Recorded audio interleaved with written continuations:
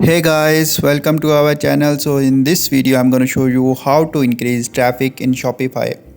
So as you know, this is important to sell your products. For this you have to increase your traffic here.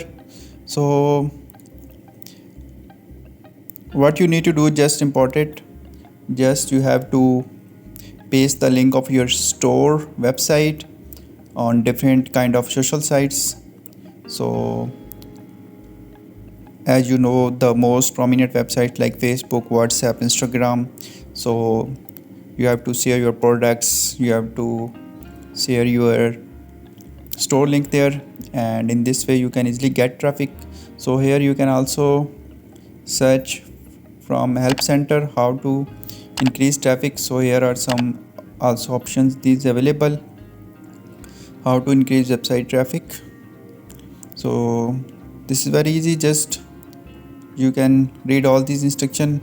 And the most important thing to get traffic in nowadays, just you have to connect your website or link to any social media site. So it's based on your daily promotion, make the best advertisement of your products and sites and then promote it on daily basis. So when you share these all kind of products on social media sites and different kind of platforms, you can easily get traffic from there.